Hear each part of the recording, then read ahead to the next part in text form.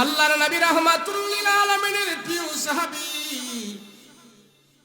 ওমর রাদিয়াল্লাহু আনহু কাঁদতেছে, কান্নার পানি গড়গড় করে চোখ থেকে পড়তেছে। সাহাবায়ে কেরাম আশ্চর্য হয়ে গেল, আগো আমিরুল মুমিনিন কেন কাঁদেন? কেন আপনি কান্না করেন? কারণটা কি? আপনার চোখে এত পানি কেন? কারণটা কি? হযরত ওমর বলে, সাহাবীরা তোমরা আমারে কাঁদতে দাও, আজকে আমাকে কাঁদতে দাও। হযরত ওমর অজস্র জোরে কান্না করে বললেন, সাহাবীরা রে, আমি ওমর দুনিয়ার কোনো কিছুর জন্য কান্না করি না, দুনিয়ার কোনো কিছুর জন্য কান্না করি না। এই যে দেখতেছো বিশাল বড় চাটিয়াল ময়দান, এই যে দেখতেছো তোমরা বিশাল বড় ময়দান, আমি ওমর এই ময়দানের একজন রাখাল ছিলাম। এই ময়দানে আমি উট বকরি চড়াইতাম। আমার বাবা সকালবেলা আমাকে উট বকরি দিয়ে এখানে পাঠাইতো। আমার বাবা আমাকে সকালবেলা উট বকরি দিয়ে পাঠাইতো, আবার বিকেল বেলা বাবার কাছে নিয়ে আমার ছাগল বকরিগুলো আমি জমা দিতাম। আমি ছিলাম এই মাঠের রাখাল। আর আল্লাহ এখান থেকে আমাকে টান দিয়া দ্বীনের বদলতে আমার পয়গম্বরের কারণে, কালেমা গ্রহণ করার কারণে আমাকে আল্লাহ পাকে রাখাল থেকে টান দিয়ে এত মর্যাদাবান বানিয়েছে। আমার মতন ওমরকে আল্লাহ পাক অর্ধ জাহানের খলিফা বানাই দিয়েছে। হযরত ওমর রাদিয়াল্লাহু আনহু বলে, সাহাবীরা, আমি ওমর তো আমার কোনো দাম নাই, আমার কোনো সম্মান ছিল না। আমি ওমরের এমন কোনো দাম ছিল না, সম্মান ছিল না। কেন? আল্লাহ পাক কোরআনের কারণে, আমার রাসূলের কারণে, আল্লাহকে আল্লাহ মানার কারণে আমাকে এত দামি বানিয়েছে। এটা আমার ওমরের কারণে না, ওমরের কারণে না। হযরত ওমর মরুভূমির ভিতরে ছাগল বকরি চড়াইতো। ওট বকরি চড়াইয়া রৌদ্রের কারণে ওটের পিছনে যায় একটু বিশ্রাম করে, ওটের ছায়ার নিচে একটু বিশ্রাম করে আরাম করে বসে থাকে। হযরত ওমর রাদিয়াল্লাহু আনহু ওটের পিছনে বসে আছে। ওট পায়খানা করে দিছে, সেই পায়খানা ওমরের মাথায় পড়ছে। ওমরের মাথায় পড়ছে, আর এটাই বিকেল বেলা নিয়ে ওমর রাদিয়াল্লাহু আনহু বাড়িতে চলে গেছে। ওমরের বাবা বলে, ওমর তোমার মাথার মধ্যে এগুলি কি? এটা কি? ওটের পায়খানা। কারণ কি? মাথায় হাত দিয়া দেখে ঠিকই তো ওটের পায়খানা। হযরত ওমর বলে, বাবা একটু রৌদ্রের আরামের জন্য, ছায়ার জন্য ওটের পিছনে যে আমি বসছিলাম, ওটের ছায়ার নিচে বসেছিলাম, কিন্তু আমি ওখানেই ঘুমায় গেছি আর ওট পায়খানা করে দিয়েছে আমার মাথার উপরে, এটা সরাইতে আমার মনে নাই। হযরত ওমরের বাবা বলে, হায় হায়, এমন একটা মগা সগা সন্তান আল্লাহ আমাকে দিয়েছে, আমাকে দিয়েছে। আমার বাবা আমাকে নিয়ে অনেক চিন্তা ভাবনা করেছে। তুকদির বদর জাতি মুজতর কে দোয়াসি। আলহামদুলিল্লাহ, নেহায়েত কাবিল এহতারাম মাদ্রাসাতুল কোরআন ভাটপাড়া ৫ দোনা নরসিংদীর উদ্যোগে ইসলামী মহাসম্মেলন, মুহতারাম শ্রদ্ধাভাজন সভাপতি মুআজ্জাজ মুকাররম উলামায়ে কেরাম, তুলাবায়ে আযম, সম্মুখপানে উপবিষ্ট দিনদার মুত্তাকি পরহেজগার ভাইয়েরা, পর্দার অন্তরালে অবস্থানরত আমার সাদ্দিয়া মা বোনেরা, আল্লাহ পাকের আলিশান দরবারে কালেমাত শুকর আদায় করছি, বলি আলহামদুলিল্লাহ। আল্লাহ দয়া করে, মায়া করে, আপন করে, রহমতি বরকতি নজর দি কোরআন ও হাদিসের আলোচনা শুনবে এবং বলবো, সেই সুবাদে আল্লাহ আপনাকে আমাকে এখানে একত্র করেছেন। এই একত্র হওয়াটা যেন আল্লাহর দরবারে কবুল হয়। সকলে বলুন আল্লাহুম্মা আমিন। আল্লাহ যারে ভালোবাসে, পছন্দ করে, মহব্বত করে, যার উপরে আল্লাহ পাকের রহমতের দৃষ্টি বারবার পড়ে, তাকে আল্লাহ পাক কোরআনে কারীমের খেদমত করার তৌফিক দান করে। যার উপরে আল্লাহ পাকের রহমতের দৃষ্টি বারবার পড়ে, তাকে দিয়ে আল্লাহ পাক এই জমিনে আল্লাহর কাজগুলো আদায় করে। কোন জালেম, ফাসিক, ফুজ্জার, কোন জাহান্নামীকে দিয়ে আল্লাহ পাক দিনের কাজ পৃথিবীতে করায় না। ইমানদার, মুমিন, পরহেজগার আল্লাহর প্রিয় বান্দাদেরকে দিয়ে এই জমিনে আল্লাহর কাজগুলো আল্লাহ আদায় করে। আমি আপনি এখানে বসছি, আমার আপনার উপরে আল্লাহ পাকের রহমতের দৃষ্টি পড়েছে। সেই জন্য আল্লাহ আমাকে আপনাকে গুনাহমুক্ত মজলিসে বসার তৌফিক দান করেছেন। বলুন, আমরা এখানে বসে থাকবো, আমাদের কি লাভ হবে? যতক্ষণ আমরা এখানে বসে আছি এবং বসে থাকবো, কেউ 1 ঘন্টা, কেউ 2 ঘন্টা, কেউ 3 ঘন্টা, কেউ আধা ঘন্টা, যতটুকুন সময় আমরা কোরআন হাদিসের কথা শুনবো এবং বলবো, সর্ব প্রকারের গুনাহ থেকে আমরা মুক্ত থাকবো। আলহামদুলিল্লাহ বলেন। এখানে বসে কেউ গুনাহ করবে? বলেন, ওয়াজ মাহফিলে বসে কেউ গুনাহ করে? আমার আপনার 50, 60, 70 বছরের হায়াত থেকে আজকের এই মাহফিলের 1-2 ঘন্টা আল্লাহর দরবারে গুনাহমুক্ত হয়ে পৌঁছে যাবে।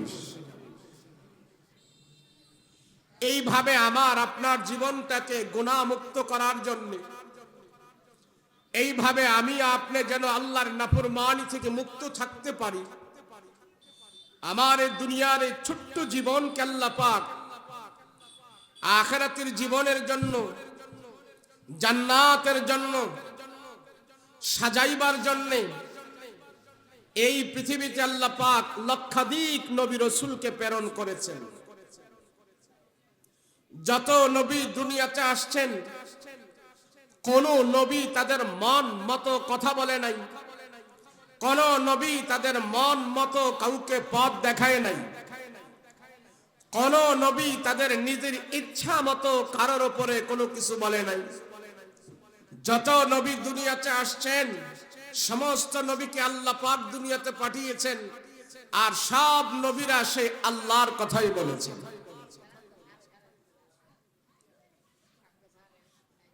যেই জামানায় নবীরা আসছেন, যেই এলাকায় আসছেন, যেই শহরে আসছেন, যেই গ্রামে আসছেন, যেখানে নবীরা আসছে, নবীদের কদমের বদলতে, তাদের আগমনের ছোঁয়া পেয়ে গ্রাম শহর হয়ে গেছে, শহর বৃহত্তরে পরিণত হয়েছে। নবীদের বরকতে, নবীদের দাওয়াতের বিনিময়, নবীদের চেষ্টা মুজাহাদার বিনিময় শুধু গ্রাম শহর হয় নাই, ওইখানের মানুষগুলো চরিত্রবান, সভ্য, নম্র, ভদ্র হয়ে গিয়েছে। এই দুনিয়ার সমস্ত পরিবেশকে নম্র, ভদ্র, সভ্য বানাবার জন্যই আল্লাহ পাক পৃথিবীতে নবী রাসূলদেরকে প্রেরণ করেছেন। নবী রাসূলরা এসে আমাকে আপনাকে ভালো করার জন্য, জাহান্নামী মানুষগুলোকে জান্নাতি করার জন্য, ফাসিক ফুজ্জারদেরকে জান্নাতের পথ দেখানোর জন্য অনেক চেষ্টা, মেহনত, ক্লেশ, পরিশ্রম, আঘাত, অনেক কিছুই সহ্য করেছেন। আর তাদের আঘাত সহ্যের বিনিময়, কষ্টের বিনিময় সুদূর আরব থেকে আল্লাহ পাক নরসিংদী পর্যন্ত ইসলাম পৌঁছে দিয়েছে। কথা বলেন ঠিক কিনা? যদি তারা বাবুগিরি দেখাইতো, তারা যদি কষ্ট ক্লেশ না করত, তারা যদি নিজের অর্থ, জান, মাল ইসলামের জন্য বিলিয়ে না দিত, তো আরব থেকে আমাদের বাংলাদেশে ইসলাম পৌঁছতো না। কথা বলেন ঠিক কিনা? আমরাও যদি এই প্রজন্মের মানুষগুলো মাদ্রাসা, মসজিদ, আল্লাহর দ্বীন, আলেম উলামা, কোরআন ও হাদিস এই পৃথিবীতে জান্নাতি পরিবেশ করার জন্য আমাদেরও যদি চেষ্টা, মেহনত, ক্লেশ, পরিশ্রম থাকে, আগামী প্রজন্মে 50 বছর পরে যারা দুনিয়াতে আসবে, আমাদের মেহনতের কারণে ওই 50 বছরের প্রজন্মের মানুষগুলো আমাদের কষ্টের কারণে তারাও ঈমান নিয়ে দুনিয়া থেকে মৃত্যুবরণ করতে পারবে। আমরা যদি এখন আমার শুধু চিন্তা করি, 3 বেলা খাবো, মেয়ে ছেলে নিয়ে আনন্দে থাকবো, বিবি নিয়ে আনন্দে থাকবো, আর কিছু দরকার নেই। যদি এমন আনন্দ এবং এমন সিদ্ধান্তের উপরে অটল থাকতো সাহাবায়ে কেরাম, তাহলে আজকে মক্কা থেকে, আরব থেকে ইসলামের দাওয়াত অন্য কোথাও আসতো না। অনেক সাহাবীর বাড়ি ইয়েমেন, ইয়েমেনে সাহাবীর কবর পাওয়া যায়, বাগদাদে সাহাবীর কবর পাওয়া যায়, পৃথিবীর বিভিন্ন দেশে সাহাবায়ে কেরামের কবর পাওয়া যায়। কারণ কি? সব কিছু রেখে আল্লাহর দ্বীন নিয়ে তারা দেশ থেকে দেশান্তরে বের হয়ে গেছে। আর তাদের এই দেশান্তর হওয়ার কারণেই আমার আপনার মাঝে আল্লাহ পাক দ্বীনের দাওয়াত পৌঁছে দিয়েছে। ঈমান আর আমল নিয়ে আমরা মরতে পারতেছি, আল্লাহকে আমরা চিনতে পারতেছি। কথা বলেন ঠিক কিনা? কিন্তু এই প্রজন্মে আমরা যারা আছি, আমরাও এই হিম্মত করব। কথা বলেন ঠিক কিনা? কথা বলেন ঠিক কিনা? এখন তো সাহাবী নাই, এখন তো নবী নাই, এখন তো রাসূল নাই, এখন তো 4 ইমাম নাই, আইম্মায়ে মাসাজিদ নাই, তারা তো নাই, আগের বুজুর্গরা নাই, কিন্তু তাদের রেখে যাওয়া আমানত আছে। তাদের রেখে যাওয়া আমানত আছে। এই আমানত যদি আমি আপনি গ্রহণ করে মুজাহাদা করি, আল্লাহ পাক এই সমাজের গোমরাহি দূর করবে। কথা বলেন ঠিক কিনা? গোমরাহি দূর করার জন্য নবী রাসূল যত আল্লাহ পাঠিয়েছেন, প্রত্যেক নবী রাসূলকে আল্লাহ পাক 3টা বস্তু, 3টা বিষয়, 3টা গুণ সমস্ত নবী রাসূলদেরকে দান করেছেন। কয়টা জোরে বলেন? গোমরাহি দূর করার জন্য। কি কথা বলেন না? কি? গোমরাহি দূর করার জন্য, সমাজ থেকে অশান্তি দূর করার জন্য, জাহালাত দূর করার জন্য যত নবী রাসূল পাঠিয়েছেন, সমস্ত নবী রাসূলদেরকে এই দায়িত্বগুলো দিয়েছেন। বিশেষ করে আমার আপনার নবী মুহাম্মদুর রাসূলুল্লাহ সাল্লাল্লাহু আলাইহি ওয়াসাল্লাম, আল্লাহর রাসূলকে আল্লাহ পাক আয়াত নাজিল করে জানায় দিয়েছেন, নবী গো, আপনার উপরে যে আমি কোরআনে কারীম নাজিল করেছি, তার সাথে সাথে আমি কিছু দায়িত্ব দিয়েছি। এই দায়িত্বগুলো আপনি যে আদায় করবেন, যারা মানবে তাদের কাছে যখন বলবেন, তারা দুনিয়াতেও কামিয়াব হবে, আখিরাতেও কামিয়াব হয়ে যাবে। রব্বানা ওয়াবআস ফীহিম রাসূলাম মিনহুম ইয়াতলু আলাইহিম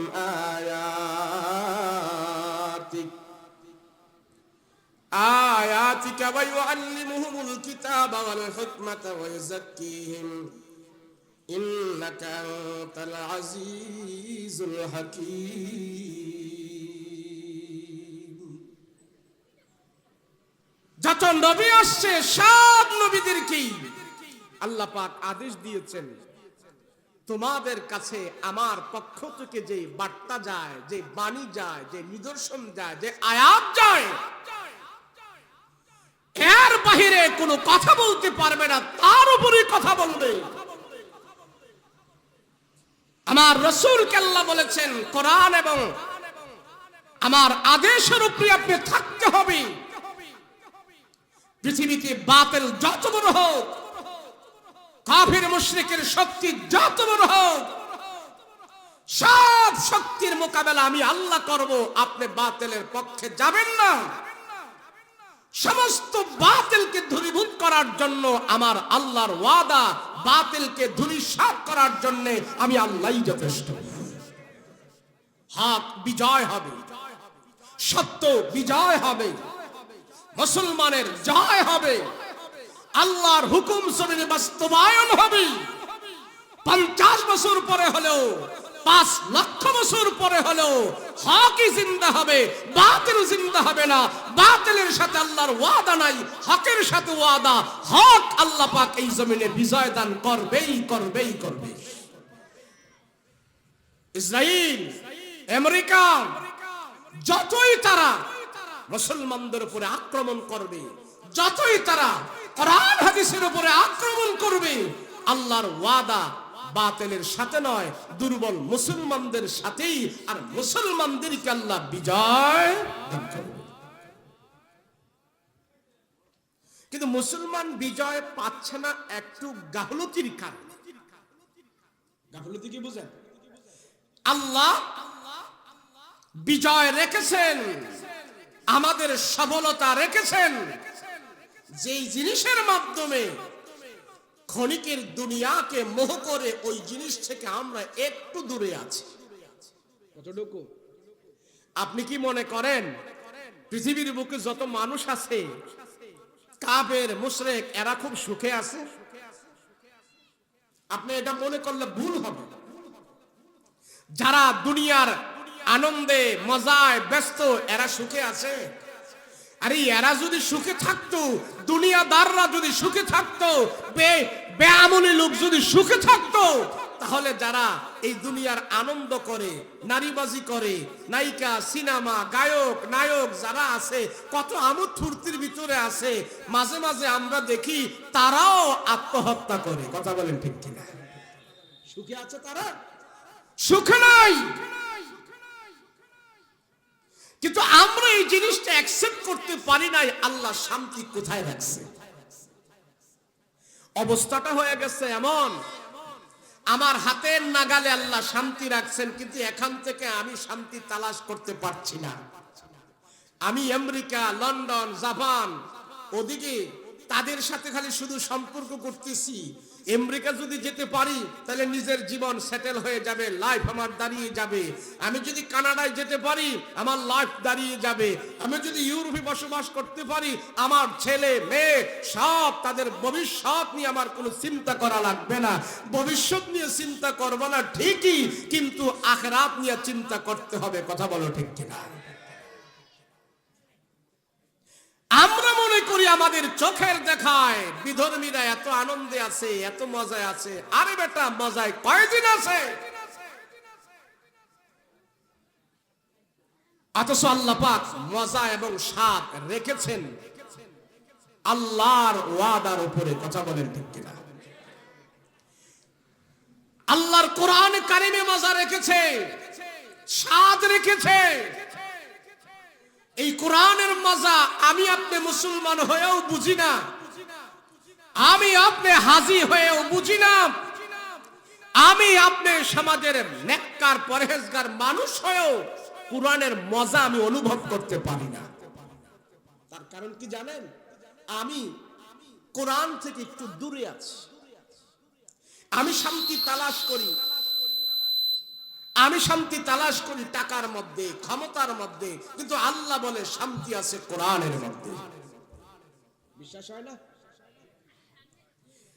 আবু জাহেল আমার রাসূলের কোরআন তেলাওয়াত শুনতো, লুকিয়ে লুকিয়ে শুনতো, যাতে করে পাড়া মহল্লার কোনো মানুষ না জানে। বলেন, আবু জাহেলের দিলে কি ঈমান আছে? আবু জাহেল কি মোহাম্মদকে ভালোবাসছে? কিন্তু তার দিলে কোরআনের তেলাওয়াত এত মজা কেন লাগে? কারণ কি? আবু জাহেল লুকিয়ে লুকিয়ে কোরআনের তেলাওয়াত শুনতো আমার রাসূলের। আবার রাতের বেলা শুনতো, দিনের বেলা আসলে মানুষকে বুঝাইতো আমি মোহাম্মদের বিরুদ্ধে আছি, মোহাম্মদের পক্ষে নয়। আবু জাহেল ঘরে নতুন বিবি বিয়ে করছে, নতুন বউ বাসর রাতে অপেক্ষা করছে আবু জাহেলের জন্য। এখন আবু জাহেল চিন্তা করে, আজ রাত্রে তো মুহাম্মাদের কোরআন তেলাওয়াত হবে, গতকাল শুনেছি এত মজা, আজকেও তো শুনবো। এখন কি নতুন বিবির বাসর ঘরে আমি যাব নাকি কোরআন তেলাওয়াত শুনবো? কি করব? আরে আমার আপনার কাছে বাসর ঘরের মজা আছে, কোরআন তেলাওয়াতের মজা নাই। আবু জাহেল চিন্তা করতেছি কই যাবে, বিবি এদিক দিয়ে অপেক্ষা করতেছে আর ওদিক দিয়ে মোহাম্মদ কোরআন তেলাওয়াত করে। আগে কয়েকদিন শুনেছি আর এখন আজকেও শুনবো, এখন যাবো কার কাছে? তো বাসর ঘরের বিবি থেকে যায় বলে, তুমি যদি একটু অনুমতি দাও, আমি 1-2 ঘন্টার জন্য আমি একটু আমার জরুরতে যাব, আমি একটা কাজে যাব, আবার আমি চলে আসব। এটা এখনকার কথা নয়, 1500 বছর আগের কথা। এখন বউ কি বাসর করতে দিবে আপনাকে? দিবে না।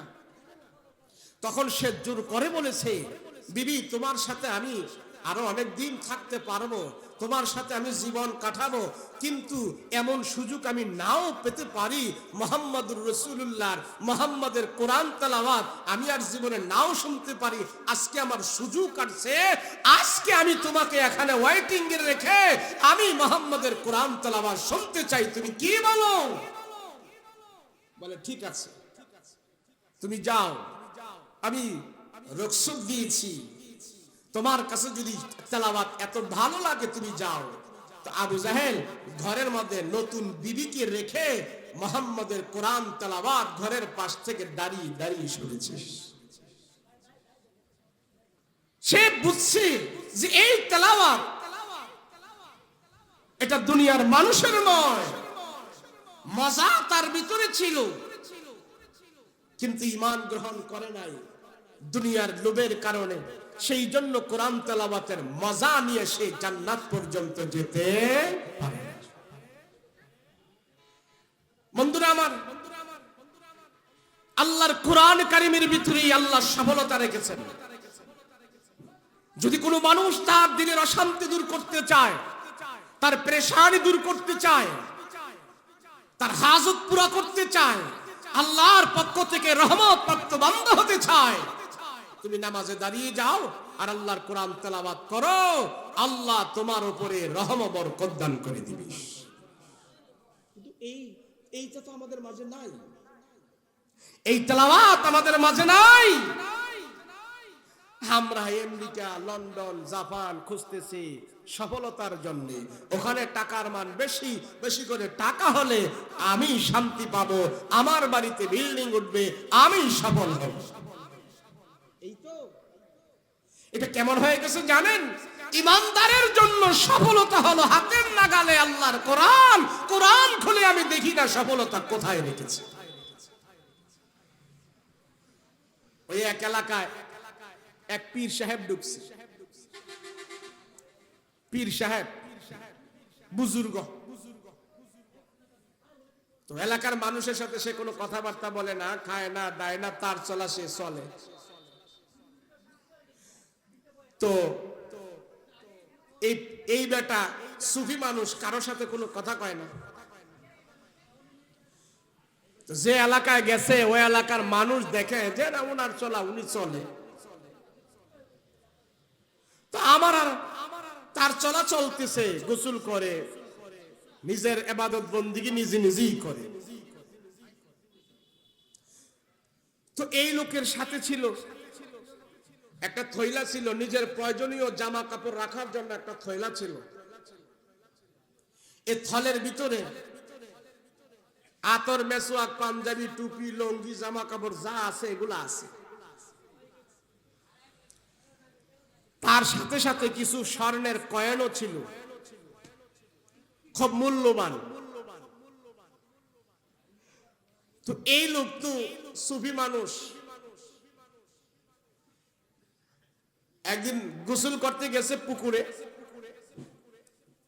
তো পুকুর থেকে গোসল করে উঠে যে জামা কাপড় পরিবর্তন করবে,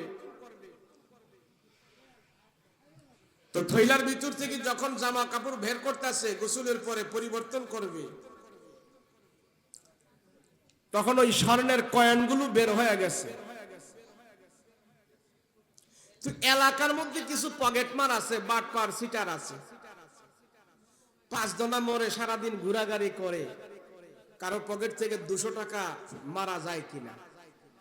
তো এমন এক নেশাখোর বাটপার দেখে ফেলছে, বেটা হুজুর মানুষ, সুফি মানুষ, ওর সাথে এত দামি স্বর্ণের কয়েন পরে আছে, অনেক দামি দামি জিনিস, আমি 200 টাকা পকেট মারার জন্য এত দূরে যাই, সারাদিন ঘোরাঘুরি করি, মানুষ ধইরা আমাকে মার দেয়। এই হুজুরের সাথে যদি আমি বুদ্ধি কইরা হুজুরের সাথে থাইকা যদি এই পয়সাগুলো যদি আমি নিয়ে যাইতে পারি, তাইলে তো আমার চলে, এগুলো নিয়েই তো আমি অনেকদিন খেতে পারবো, আর পকেট টকেট মারা লাগবে না। তো এবার চিন্তা করতেছে হুজুর থেকে এই পয়সাগুলো, স্বর্ণের কয়েনগুলো আমি কেমনে নিব? জোরাজুরি করে তো আর আনা যাইব না, মানুষ দেখে ফেলবে। এই নেশাখোর বাটপারে বাড়িতে যায় চিন্তা করলো, আমিও ছোটখাটো একটা হুজুর হই, হুজুর হইয়া হুজুরের সাথে যদি একটু সম্পর্ক করি, হুজুরের আশেপাশে যদি কিছুদিন থাকতে পারি, তাহলে এগুলি নিয়ে আমি উদাও হব।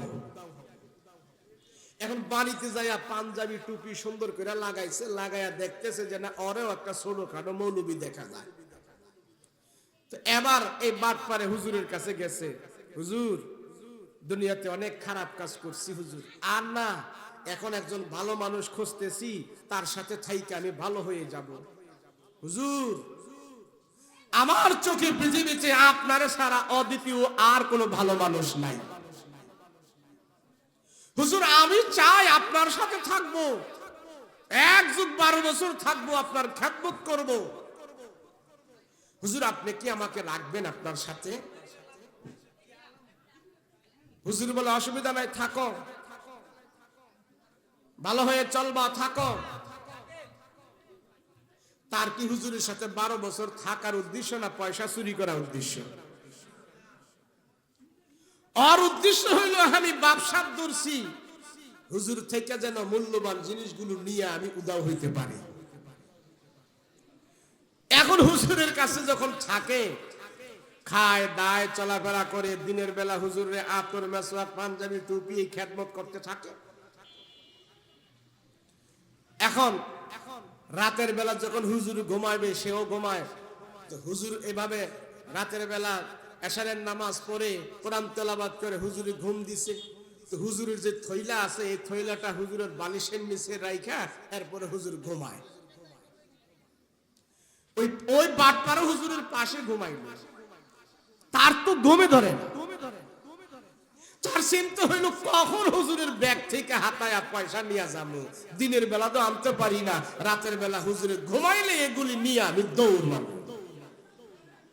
তো হুজুর যখন রাতের বেলা ঘুমাইলো, সেও পাশে ঘুমাইলো, হুজুর নাক ডাইকা ঘুম দিছে। এবার আস্তে আস্তে কইরা ওই বাটপারে হুজুরের থইলার ভিতরে হাত চালাইছে, হাতায়া দেখি কি আতর মেসওয়াক পাঞ্জাবি টুপি সব আছে, মাগার পয়সাগুলো নাই। বাটপার তো আশ্চর্য হয়ে গেল, ব্যাপার কি, ঘুমের আগে দেখলাম, দিনের বেলা দেখলাম, এগুলি রাতের বেলা কোথায় গেল? এই চিন্তা করতে করতে সকাল হয়ে গেল। এখন সকাল হয়ে গেছে, আবার সকাল বেলা দেখে হুজুরের থইলার ভিতরে যেমন পয়সা এমন আবার দেখা যাচ্ছে। বাটপার তো আশ্চর্য হয়ে গেল, ব্যাপার কি, ব্যাপার কি, আয় হায়, রাতের বেলা এগুলি কই গেল? দিনের বেলা দেখলাম, রাতে পাইলাম না, আবার সকাল বেলা দেখতেছি, ব্যাপার কি? তো বাটপার চিন্তা করে, আজকে তো পাইলাম না রাতের বেলা, আজকে রাত্রে মিস নাই, আজকে রাত্রে ইনশাল্লাহ এগুলি নিয়ে আইসার। দিন গেল, রাতের বেলা হুজুর ঘুমাইলো, বাটপারও পাশে ঘুমের ভান ধরলো। হুজুর ঘুমিয়ে যখন নাকি বিবর হলো, বাটপার আজকেও আস্তে আস্তে করে হুজুরের বালিশের নিচে থইলার ভিতরে হাত দিছে, হাতাইতেছে হাতাইতেছে।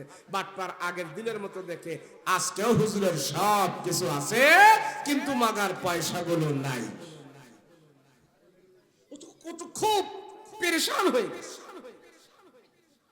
সেইভাবে যখন কয়েকদিন করলো, বুঝতে পারলো যেটা হক্কানি আলেম, এটা হক্কানি পেশাব, উনার কাছ থেকে মনে হয় আমি এগুলি নিতে পারবো না। 2-4 দিন যাওয়ার পরে হুজুরকে বলে, হুজুর আমি তো আসছিলাম অনেক দিন ধরে আপনার কাছে থাকবো, কিন্তু অনেক দিন তো থাকা আমার সম্ভব না, বাড়িতে তো বৌজি ভোলা আছে, হুজুর তাদেরও তো হক আছে, তাদেরকে তো খাবার দাবার দিতে হবে, তো আমার একটু ছুটি দেন, আমি বাড়িতে চলে যাই। তো হুজুর হাতে ধরে কয়, বেটা আসছিলি বেটা বহুত দিনের নিয়ত করে 1+12 বছর থাকবি, আর এখন তো কয়েকদিন থাইকাই চলে যাইতেছস, ব্যাপার কি সত্যি করে বল, কেন আসছ আর কেন চলে যাস, মনের কথা ক, তোর উদ্দেশ্য কি? বাটপার কয় হুজুর জানি আপনারা হুজুর মানুষ, মারতেন না সত্যি কথা কইলি, সত্য কথা বইলেই ফেলি, আমি ভালো হওয়ার জন্য আসি নাই, আমি আসছিলাম হুজুর আপনার থৈলার ভিতর থেকে স্বর্ণের কয়েনগুলো নেওয়ার জন্য। তো হুজুর কয় নিশুনি, কয় কেমনে নেমো হুজুর, দিনের বেলা দেখি রাতের বেলা পাই না। রাতের বেলা পাও নাই মানে? প্রত্যেক দিন আপনার থৈলার মধ্যে হাতাইছি, আপনার বালিশের নিচে হাতাইয়া দেখছি সব আছে, মাগার পয়সাগুলো নাই। হুজুর কি কই গেল আমি তো বুঝি না, আপনার বালিশের নিচে আমি প্রত্যেক দিন রাতে হাতাইছি। হুজুর কয় শুধু কি আমার বালিশের নিচে হাতাইছো, তোমার বালিশের নিচে হাত দিছিলেন? হুজুর আমার বালিশের নিচে হাত দিব কি করতে, পয়সা তো আপনার, আপনার বালিশের নিচে রাইখা আপনি রাতের বেলা ঘুমান। আরে গাধা, পয়সাগুলো দিন হইলে দিনের বেলা আমার কাছে থাকতো, আমি রাতের বেলায় পয়সাগুলো তোর বালিশের নিচে ঢুকাইয়া রাখতাম। বাট পারা দেখো আল্লাহ করলাম কি, আয় হায় আয়, খালি হুজুরের বালিশের নিচে হাতাইলাম, নিজের বালিশের নিচে হাত দিলাম না, হায় হায় করলাম কি, আমার বালিশের নিচে হাত দিলেই তো আমি পাইয়া যাইতাম। বলেন ঠিক কিনা? আমাদের অবস্থাটা হয়ে গেছে বাটপারের মতো, কথা কন ঠিক না? বাটপারের মতো হয়ে গেছে। মুসলমান ভাইরা রে আমার, আমার নবী রাহমাতুল লিল আলামিন যেই সমাজের মধ্যে আগমন করেছেন, যেই সমাজে রাসূল আগমন করেছে, যেই সমাজে পয়গম্বর এসেছে,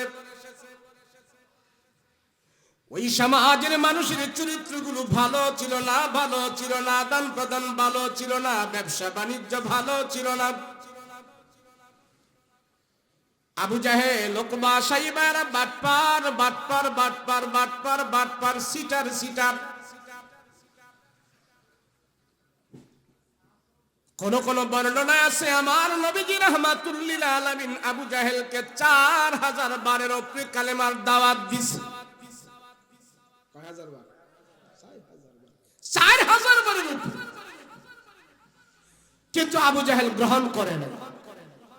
মাত্র আবু বকরকে একবার বলেছে বিনা দলিলে আমার রাসূলের কালেমা গ্রহণ করে নিস। কারণ আপনি কি আবু জাহেল মার্কা হবেন নাকি আবু বকর মার্কা হবেন? ইবাদত বন্দেগী যারা করে, আমল যারা করে, মাদ্রাসা মসজিদ যারা করে, কোরআনের খেদমত যারা করে, এরা এত ফতুয়া বিছরায় না, এত প্রশ্ন করে না, তারা আমলে বিভোর থাকে, আমলে ব্যস্ত থাকে। কথা বলেন ঠিক কিনা? আমাদের এত টাইম নাই। 5 ওয়াক্ত নামাজ পড়া, কোরআন তেলাওয়াত কইরা, তাহাজ্জুদ নামাজ পড়া, মানুষের সাথে ভালো খারাপ ব্যবহার করে আমাদের কি ফাইজলামি করার সুযোগ আছে? ভালো মানুষ যারা আছে ইবাদত বন্দেগীতেই তারা কাটায়। নবীজি যেই সমাজে আসছে ওই সমাজটাকে দিয়েছি, কিন্তু আকল পতারটা একটু কম ছিল। আকল পতার কম বুঝেন? আকল পতার কম বুঝেন আপনারা? কারে কয়? ও ঢাকায় কয় হামদু, হামদু কয়, হামদু, আবুল, হামদু কয়, আবুল কয়, মগা কয়, রংপুরারা অগা কয়, বগুড়া গেলে কয় মফিজ, কুমিল্লা গেলে কয় বলদ, ওই বরিশাল খেবু পাড়ার ওদিকে গেলে কয় খেবু পাড়ার বলদ। এমন একটা হাবলা টাইপের মানুষ ছিলেন হযরত ওমর। কিন্তু আল্লাহ তারে এত দামি, এত সম্মানী বানিয়েছে, অর্ধ জাহানের ইসলামের নেতৃত্ব দেওয়ার জন্য অর্ধ জাহানের আমির বানিয়ে দিয়েছে। ওমর রাদিয়াল্লাহু আনহু একদিন হাঁটতেছে সাহাবায়ে কেরামদেরকে নিয়ে, তো দেখলেন বিশাল বড় এক চাটিয়াল ময়দানের পাশ দিয়ে সাহাবায়ে কেরাম যাচ্ছে, মরুভূমির পাশ দিয়ে যাচ্ছে। হযরত ওমর ওই মরুভূমির দিকে তাকায় তাকায় কান্না করতেছে, চোখের পানি ঝরঝর করে ফেলতেছে। সাহাবায়ে কেরাম জিজ্ঞেস করেন, ওগো আমিরুল মুমিনিন, আপনি কেন কান্না করতেছেন? কারণটা কি? আপনার চোখ থেকে এত গড়গড় করে পানি বের হইতেছে, কারণ কি? কারণ কি ওগো আমিরুল মুমিনিন, কারণ কি?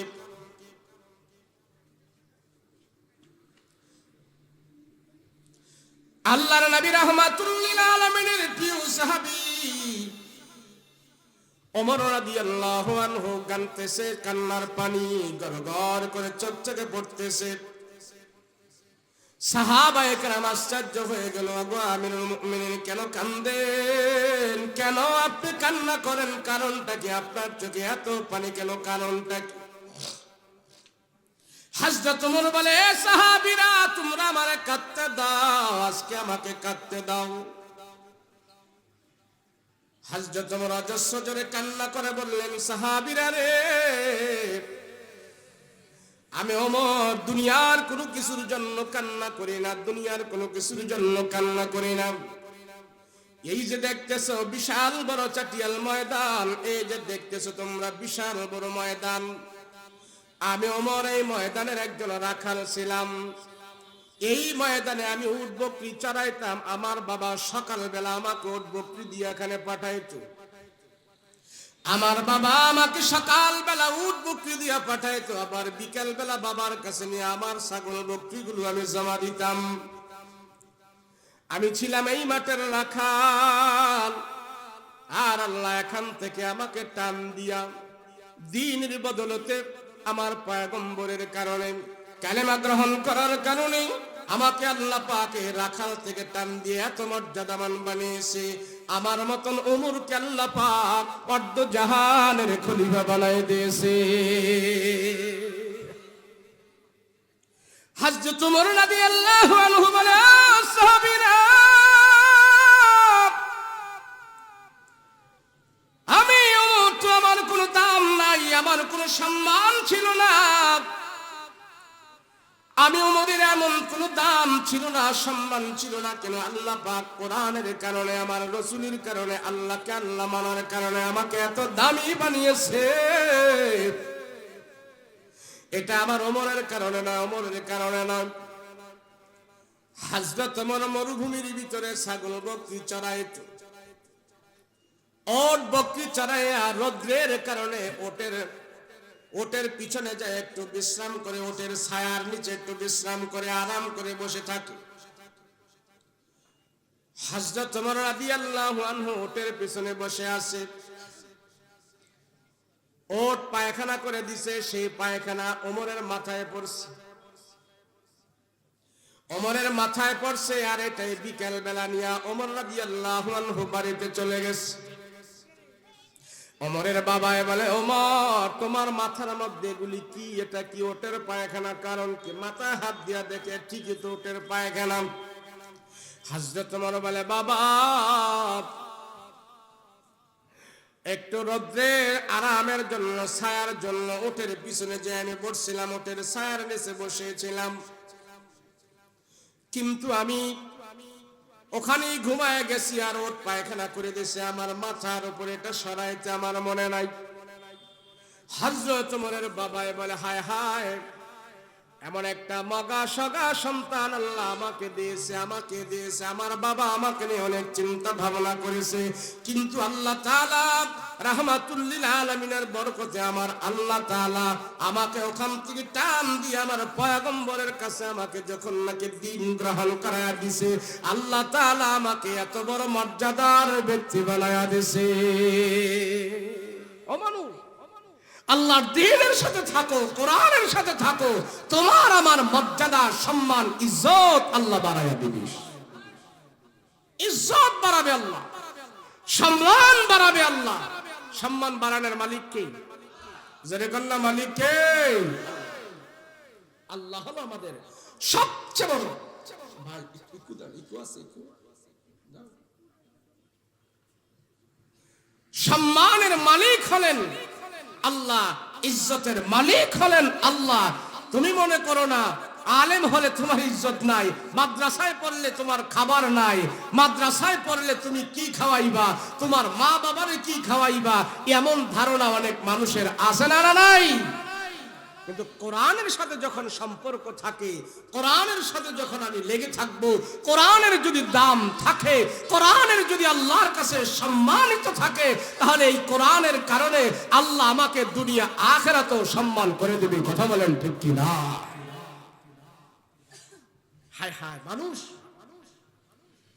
এমন ভাবে মানুষের মন মানসিকতা, আল্লাহর কোরআন শিখলে খাইব কি, সে খাইব কি, আর আমাদের কি শিখাইবে, আমাদের কি সে খাওয়াইবে?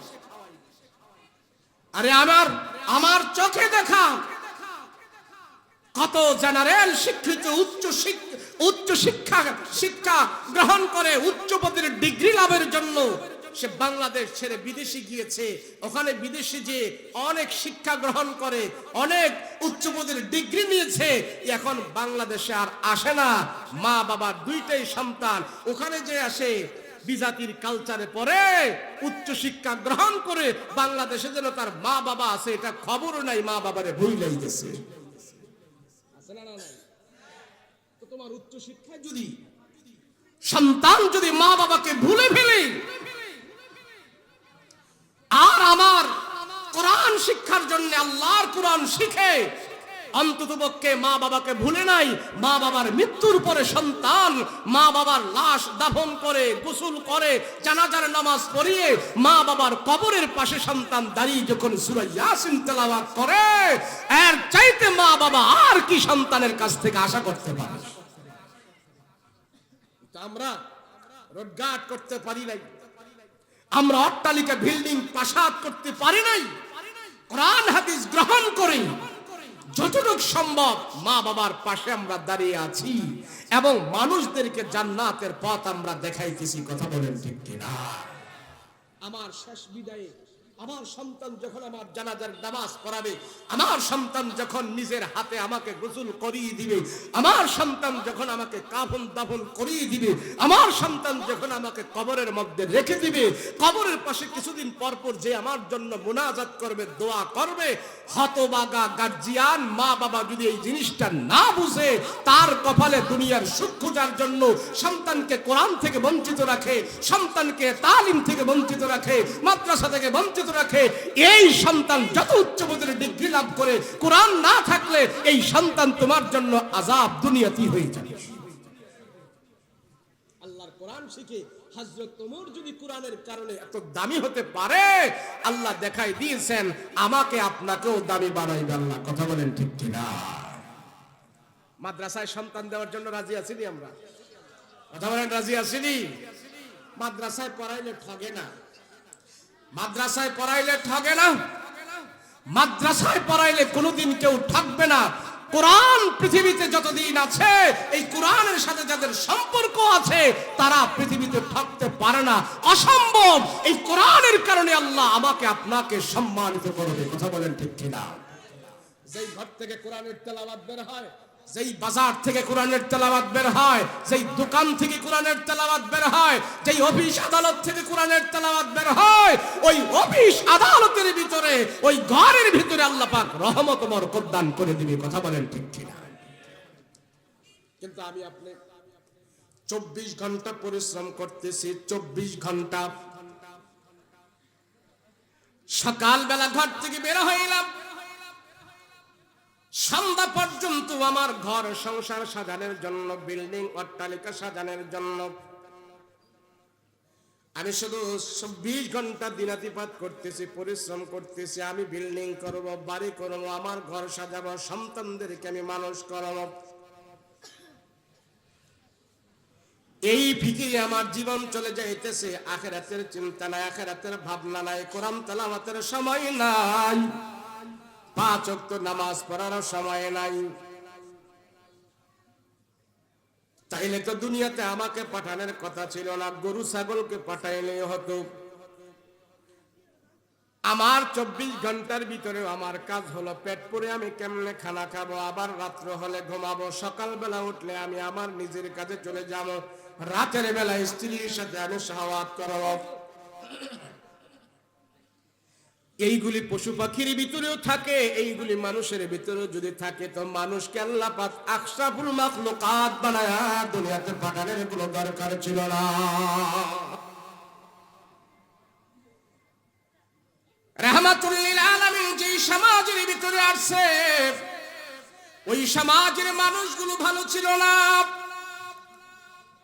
আল্লাহ পাক তামাম দুনিয়ার মানুষদেরকে দেখায় দিয়েছে, মানুষ আমার পয়গম্বরকে আমি আল্লাহ যে জামানায় পাঠিয়েছি, যেই সময় পাঠিয়েছি, যেই সমাজে পাঠিয়েছি, দেখো সেই সমাজের মানুষগুলো ভালো ছিল না, ভালো ছিল না।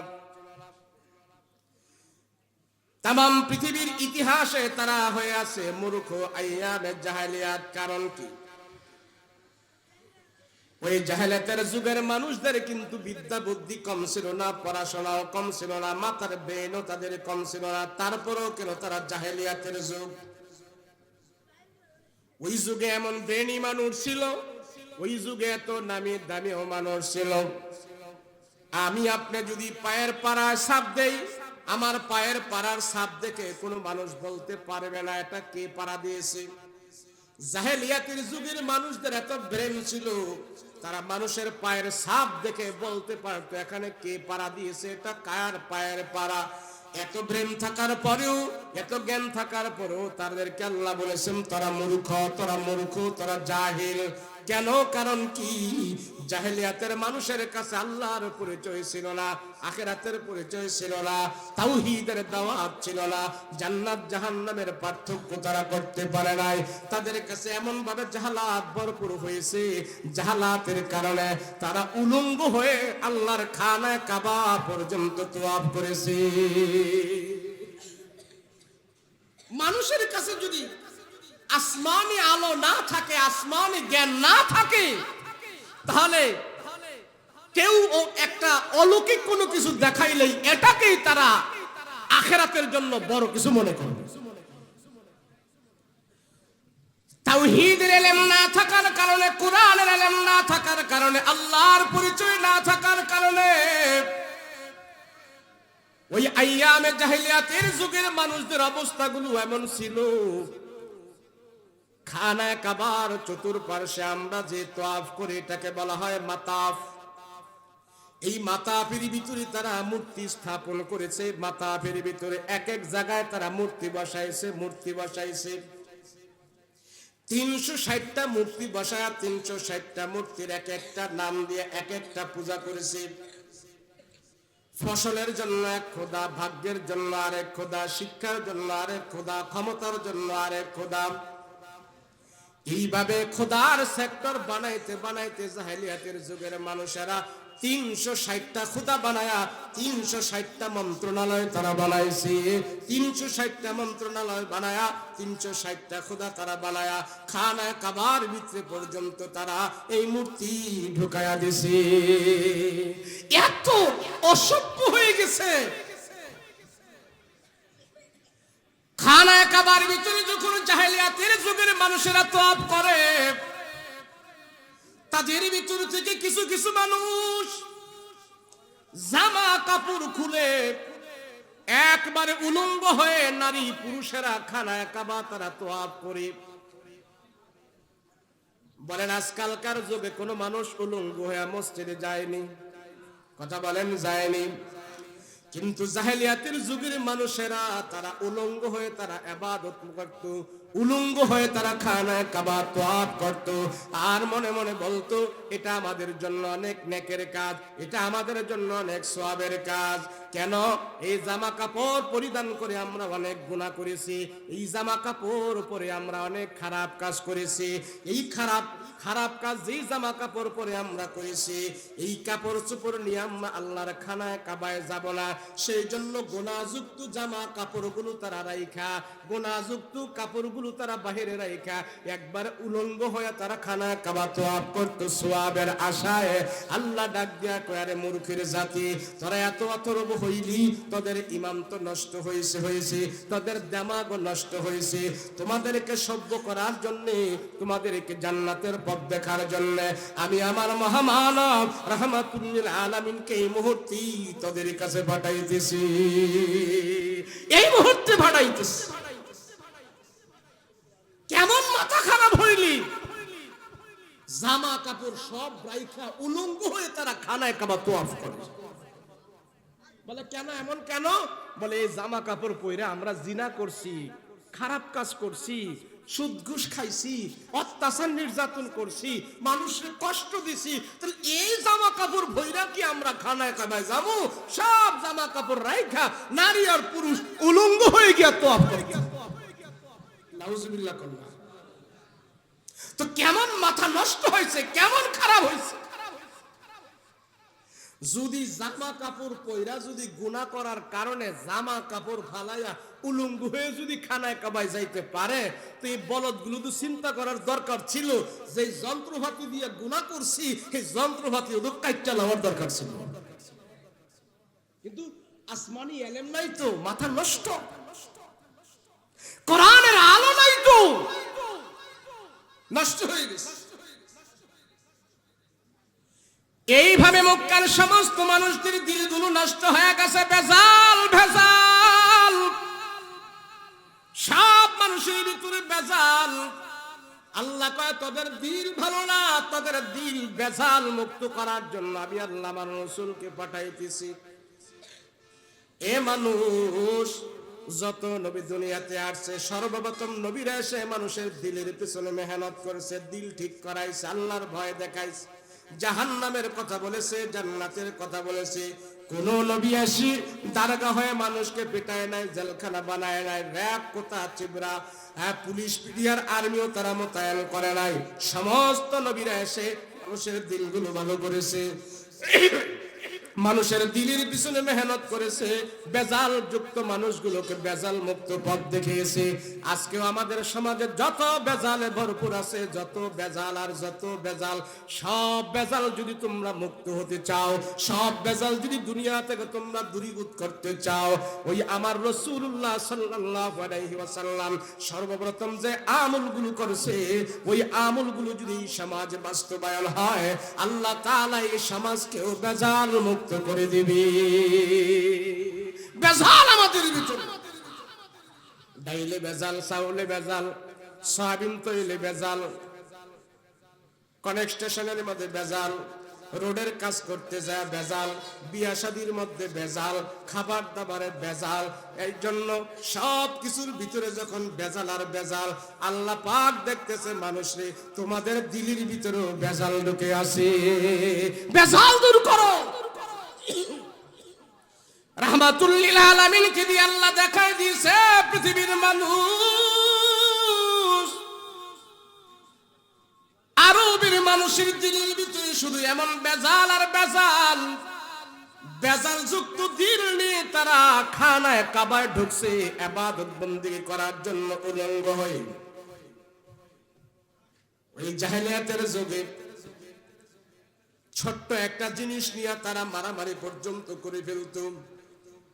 তোর গাদা আমার গাঠে কেন পানি খাইলো, তোর বুড়া আমার গাছের পাতা কেন খাইলো, কেন খাইলো, কেন খাইলো, কেন করতে করতে দুই দলে মারামারি লাগা 10 জন দুই জায়গায় মারার।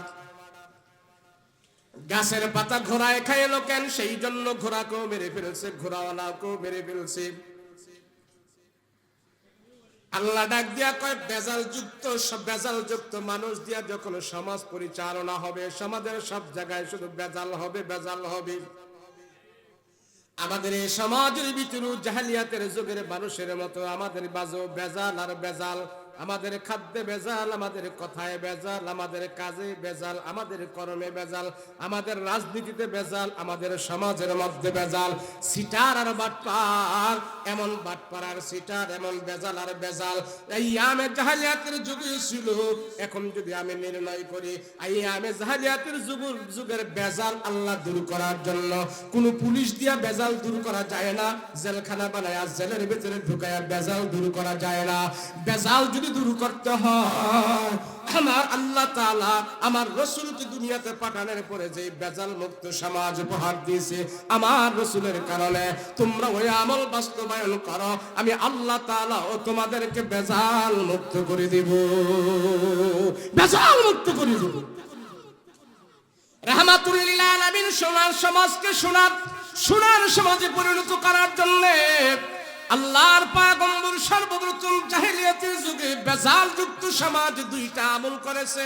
একটা আমল হইল রাহমাতুল লিল আলামিন। আসসালামু আলাইকুম। ওয়ালাইকুম সালাম। জি আল্লাহর নবী রাহমাতুল লিল আলামিন ভেজাল যুক্ত সমাজকে ভেজাল মুক্ত করার জন্য নবীজি দুইটা আমল করেছে। জোরে বলেন কয়টা? সবাই বলেন কয়টা? এই সমাজের ভেজাল যদি দূর করতে হয় দুইটা আমল ছাড়া বিকল্প কোনো আমল নাই। এই সমাজ যদি সোনার সমাজে পরিণত করতে হয় আমার পয়গম্বরের দুইটা আমল ছাড়া বিকল্প কোনো আমল নাই। আল্লাহর নবী রাহমাতুল লিল আলামিন কোরআন তেলাওয়াত করেছে সর্বপ্রথম। নবীজি 13 বছরের ভিতরে মক্কার 13 বছরের ভিতরে কোনো মানুষের উপরে চোখ রাঙায় নাই, কারো ঘাড়ে আঘাত করে নাই, কাউকে কোনো থাপ্পড় দেয় নাই, কাউকে কোনো আঘাত করে নাই। আল্লাহর নবী ভেজাল মুক্ত সমাজ গড়ার জন্য নবীজি সর্বপ্রথম কোরআনের তেলাওয়াত করেছে। আল্লাহ ডাক দিয়া কয় পয়গম্বর আপনাকে তিনটা জিনিস দিয়ে আমি দুনিয়াতে পাঠাইলাম।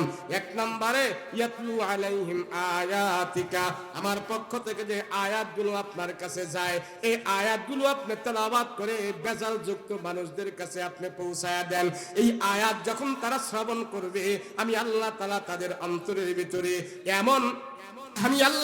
তাদের অন্তরের ভিতরে এমন মায়া মহব্বত পয়দা করে দিব।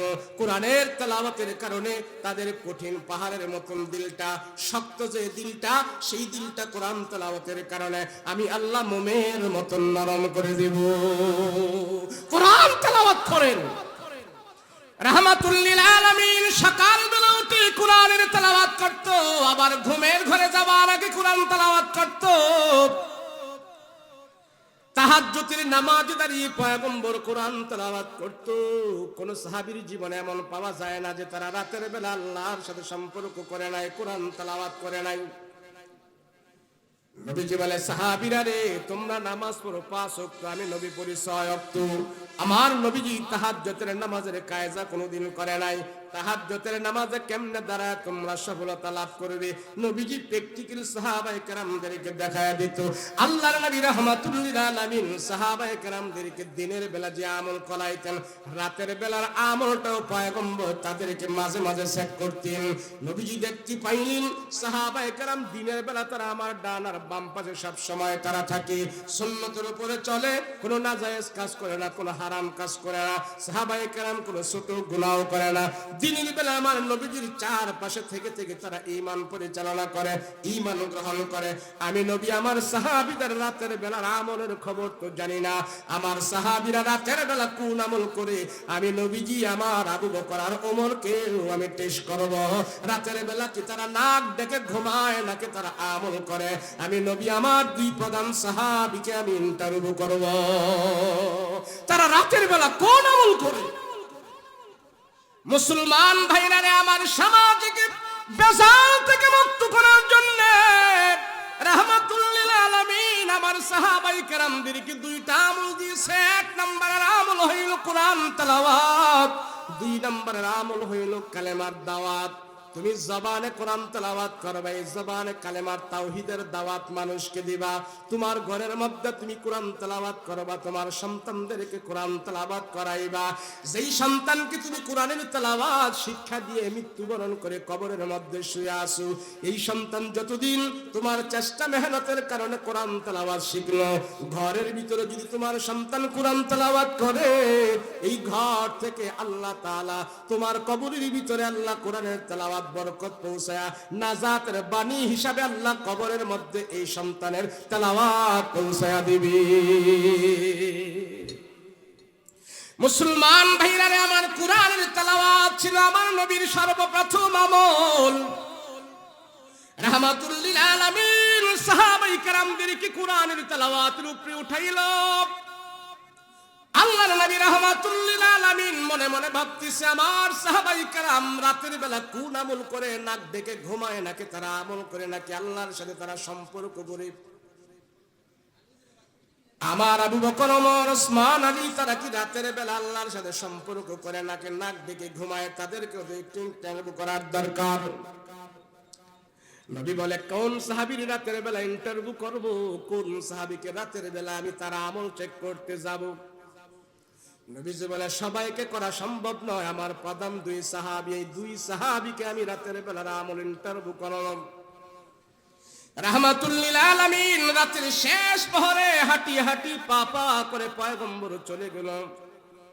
আমার নবী রাহমাতুল লিল আলামিনের প্রধান সাহাবী হযরত আবু বকরের বাড়িতে রাতের বেলা ঘুমায় নাকি অন্য কিছু আমল টামল করে আমি একটু দেখি। নবীজি আবু বকর রাদিয়াল্লাহু আনহুর বাড়ির দিকে যাওয়ার পর দেখতেছেন আস্তে আস্তে করে আবু বকরের ঘর থেকে কোরআনের তেলাওয়াতের আওয়াজ বের হইতেছে। নবীজি বুঝতে পারলেন আবু বকর রাতের বেলা ঘুমন্ত না, আবু বকর ইবাদত বন্দেগীতে লিপ্ত আছে। আল্লাহর নবী আবু বকরের আস্তে আস্তে করে কোরআনের তেলাওয়াত গুলো শুনতেছে।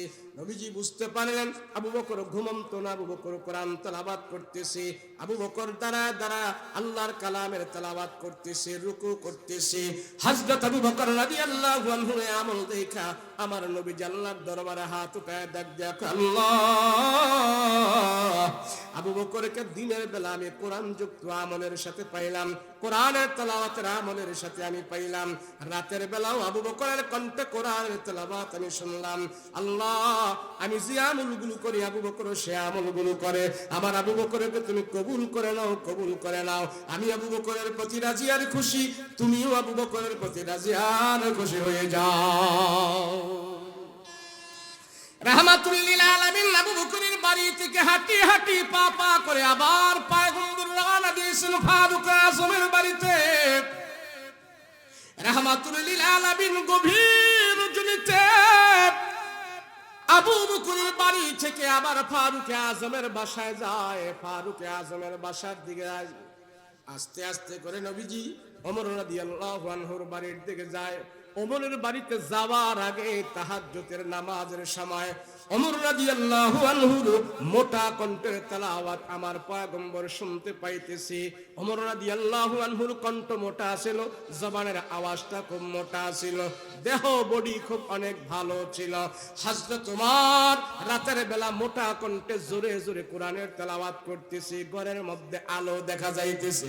নবীজি বুঝতে পারলেন আমার আবু বকরকে কোরআন তেলাওয়াতে পাইলাম রাতের বেলার আমল। আমার সাহাবী ওমরকেও পাইলাম আমি রাতের বেলায় কোরআন তেলাওয়াতের আমল। আমার প্রধান দুই সাহাবীকে আমি পাইলাম, হায় হায়, তারা রাতের বেলাও আল্লাহকে স্মরণ করে কোরআন তেলাওয়াতের মাধ্যমে, দিনের বেলাও তো তারা কোরআন তেলাওয়াতের মাধ্যমে আল্লাহকে স্মরণ করে আল্লাহর সাথে কথাবার্তা বলতে থাকে। যখন এই চিন্তা ভাবনা করি পয়গম্বর তাদের প্রতি খুশি হয়ে গেল। এমন মুহূর্তে মদিনার মসজিদে আজান হয়ে গেল, ফজরের আজান। নবীজি আবার তাড়াতাড়ি করে ফজরের নামাজের ইমামতি করার জন্য মদিনার মসজিদে এসে ইমামতি করলেন। সব সাহাবায়ে কেরাম পয়গম্বরের পিছনে ফজরের নামাজ আদায় করলো। রাহমাতুল লিল আলামিন সালাম ফিরা সাহাবীদেরকে ডাক দেয়া বলে, সাহাবীরা রে, তোমরা প্রত্যেক দিন ফজরের নামাজের পরে আমার কাছে বসো, আমি স্বপ্নের ব্যাখ্যা করি, তোমরা তা শোনো। আজকে সব সাহাবী তোমরা চলে যাও, আজকে তোমাদের সাথে কোনো কথা বলবো না, বাড়িতে যাও, দাওয়াতের কাজ করো, কালেমার দাওয়াত দাও।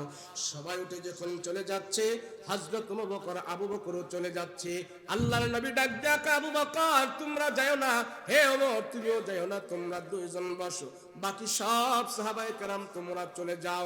আবু বকর আর ওমরের সাথে আমার কিছু কথা আর বার্তা এখানে আছে। আল্লাহর নবী রাহমাতুল লিল আলামিন আবু বকরকে ডাক দিয়া কয়, আবু বকর আজকে রাতের বেলায় তোমাদের বাড়ির মেহমান হয়েছিলাম। এ ওমর আমি নবীজি তোমাদের রাতের বেলা তোমাদের বাড়ির মেহমান আমি হয়েছিলাম।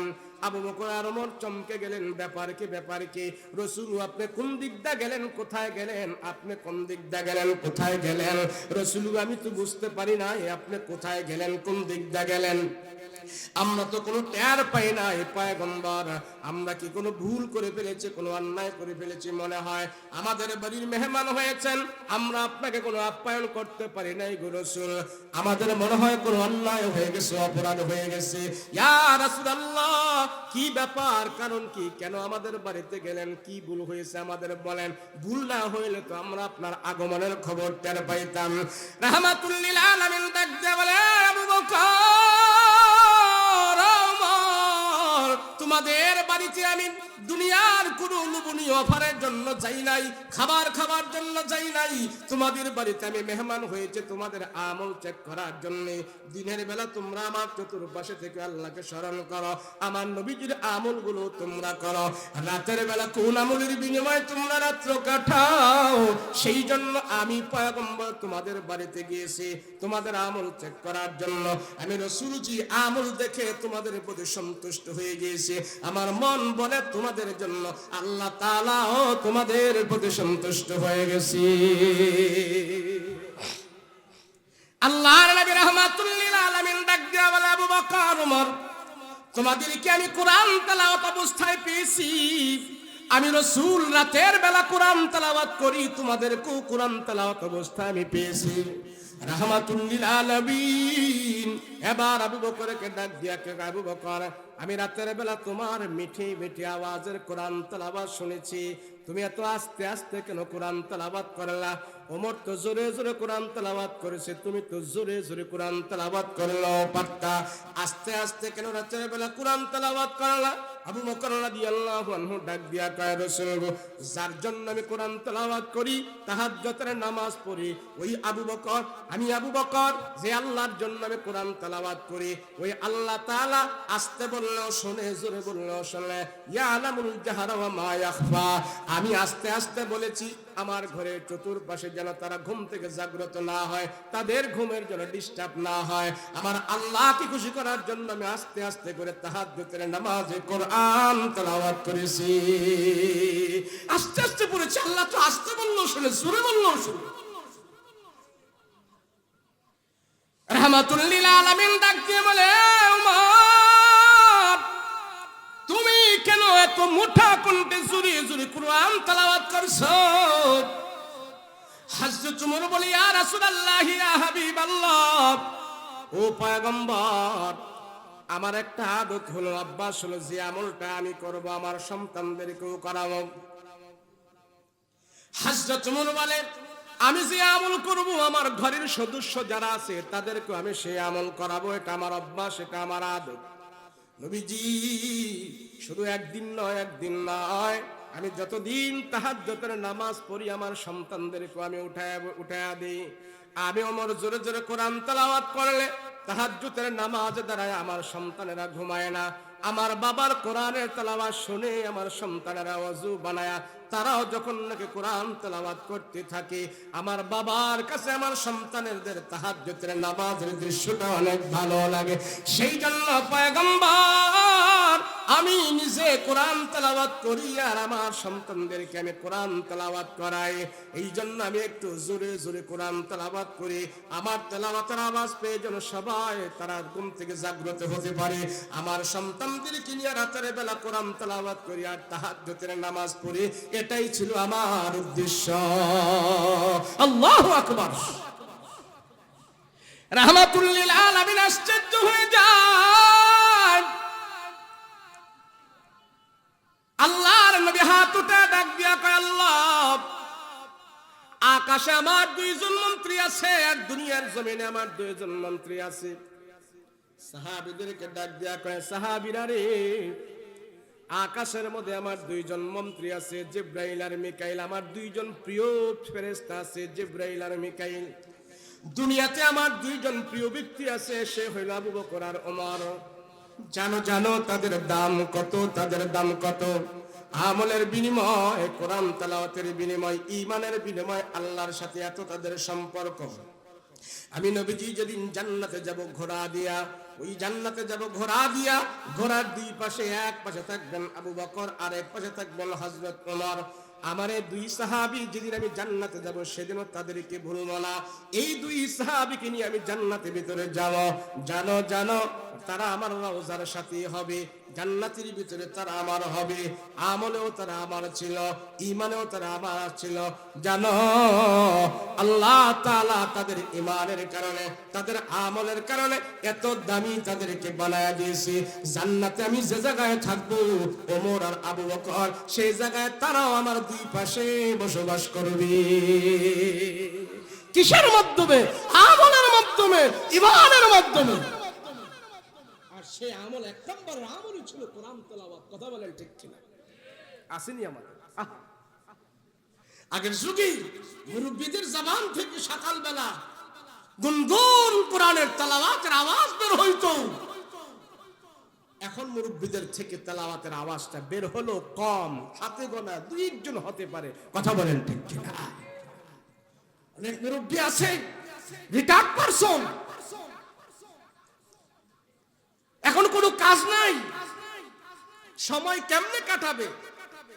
তো ঘরের মধ্যে টেলিভিশন দেখে নাতি বউ জি পোলা যা আছে সবগুলোর নিয়ে রাত্রে 10টা বাজে একটা মেল বসায়, মেল বসায় আর টিভি স্টার্ট করে ছবি দেখে, ছায়া ছবি দেখে, নাটক দেখে, সিনেমা দেখে।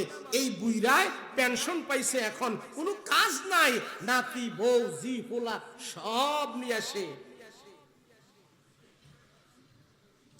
সব নিয়ে আসে, সব নিয়ে আসে ঘরের মধ্যে টিভি দেখতেছে, বউ জি ফুলা সব নিয়ে। বলেন উনি অবসর সময় কাটাইতেছেন নাটক দেখে, টক শো দেখে, সিনেমা দেখে। যেই সমস্ত দাড়ি পাকনা কাঁচা মুরব্বি যারা আছে 70-80 বছর হয়ে গেছে, সে যদি গুনার মধ্যে লিপ্ত থাকে আল্লাহ তার প্রতি সবচেয়ে বেশি গোসা করে। যদি কোনো বয়োজ্যেষ্ঠ কোনো মানুষ বয়োবৃদ্ধি হওয়ার কারণে সে যদি নামাজ পড়তেও না পারে, কোরআন তেলাওয়াত করতেও না পারে, যদি সে আফসোস করে, যদি কোরআন তেলাওয়াত নাও করতে পারে, শুধু গুনাহ করে না, তেলাওয়াত না করার জন্য সে আফসোস করে, আল্লাহ আমি পারতেছি না, বার্ধক্যজনিত কারণে সে মসজিদে যেতে পারতেছে না, কিন্তু নামাজ পড়ার ইচ্ছা আছে, আফসোস আছে, কিন্তু কোনো গুনাহ করে না। রাসূল বলেন জুয়ান কালের ইবাদত বন্দেগী গুলো আল্লাহ পাক বৃদ্ধ অবস্থায় তার আমল নামায় নেক বানায়া পাঠায় দেয়। যখন কোন বৃদ্ধ মানুষ গুনার মধ্যে লিপ্ত থাকে আল্লাহ সবচেয়ে বেশি রাগান্বিত হয়। তোমারে দিলাম এত ডিসকাউন্ট, এত অফার, আর তুমি গুনার মধ্যে লিপ্ত আছো। আমাদের জীবন 70-80 বছর হয়ে গেছে, সেই জন্য আমরা অবহেলায় কাটিয়ে দিয়েছি। কিন্তু আমার ছোট ছেলে আছে, আমার ছোট নাতি আছে, আমার পাড়া প্রতিবেশী, আমার আত্মীয় স্বজন আছে, আমি একটা ছেলে হলেও, আমি একটা নাতি হলেও আমি কোরআনের হাফেজ বানাবো, আলেম বানাবো। কথা বলেন ঠিক কিনা? আমি হয়তো যদি এমন কিছু আমার ভাবনা থাকে সে আলেম হলে খাইবে কি, তো আমি তার জন্য স্পেশাল ভাবে আলাদা একটা জমি জমা বরাদ্দ দিয়ে যাব, তার অর্থের ব্যবস্থা করে যাব। ইনশাআল্লাহ যদি এই কাজ আমি করতে পারি, আলহামদুলিল্লাহ, এই আলেমের দ্বারা আপনার চেষ্টা মেহনতের কারণে যদি কোরআন তেলাওয়াত শিখে যদি আলেম হয়, সে আর কিছু করুক আর না করুক, সে যদি বলে আমার দাদা আমার জন্য অনেক কিছু করেছে, কোরআন শিক্ষার জন্য আমার দাদা অনেক মেহনত করেছে, আমার বাবা আমাকে আলেম বানানোর জন্য অনেক মেহনত করেছে, এই কথা যদি বের হয়, সাথে সাথে জবান দিয়ে এটাও বের হবে, আল্লাহ আমার বাবাকে আমার দাদাকে তুমি মাফ করে দিও। কথা বলেন ঠিক কিনা? আর এই কথা বের হলে আমি কবরে যাওয়ার পর আমার জন্য যারা এই কথা বলবে, আমার নেক সন্তান হয়ে তারা বলবে, আল্লাহ সন্তানের দোয়া কবুল করে আমাকে আপনাকে মাফ করে দিবে। কথা বলেন ঠিক কিনা? আল্লাহ আমাদের হেফাজত করে, বলেন আমিন। আল্লাহ মাদ্রাসার সাথে যেন আমাদেরকে সম্পর্ক রাখে, কোরআনের সাথে যেন আমাদেরকে সম্পৃক্ত রাখে, দিনের কাজ যেন আমরা করতে পারি, সেই তৌফিক আমাদের দান করেন। আসসালামু আলাইকুম ওয়া রাহমাতুল্লাহি ওয়া বারাকাতুহু।